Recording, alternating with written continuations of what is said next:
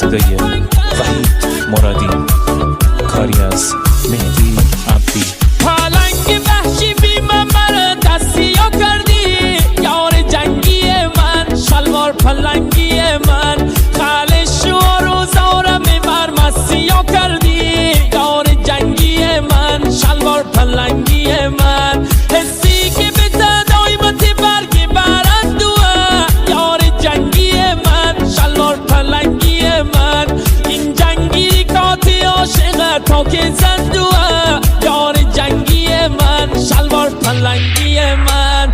همه منطقه جنگ فقط تیر و تفنگه، یک بار فشنگه، هر خنت ساریکا داره مثل پلنگه، آماده جنگه، آماده جنگه.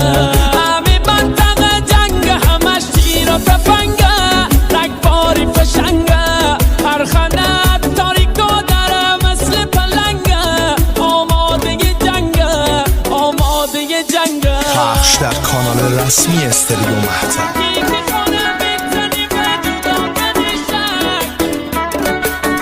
sevilmusic.com. جان دلبر پلنگ وحشی بی من مرا دستیا کردی، خلش و روزارم ببر مسیا کردی، یادش بخیر.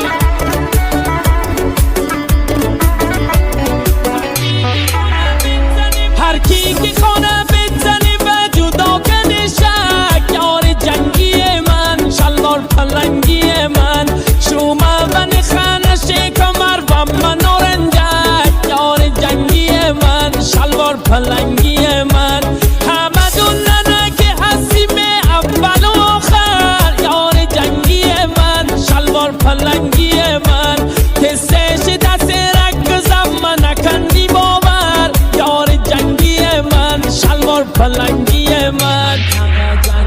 همه منطقه جنگ همش تیر و تفنگه، رگبار فشنگه، هر خنت تاریکا داره مثل پلنگه، آماده جنگه، آماده جنگه.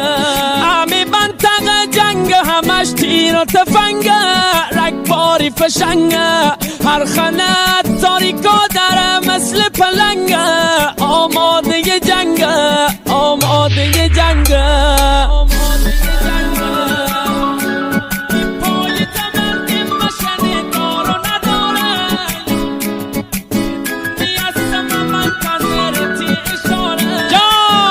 شیار جنگی دا، شلوار پلنگی دا، پای تمند مشن دار و نداره، یار جنگی من، شلوار پلنگی من، شدونی هستم منتظرتی اشاره، یار جنگی من، شلوار پلنگی من، اتارک داره به اسم غیرت خالی خوره، یار جنگی من، شلوار پلنگی من، هم تی پیش بوری من قسمت تناب داره، یار جنگی من، شلوار پلنگی من. همه منطقه جنگ فقط تیر و تفنگه، رگبار فشنگه، هر خنت ساریکا داره مثل پلنگه، آماده جنگه، آماده جنگه.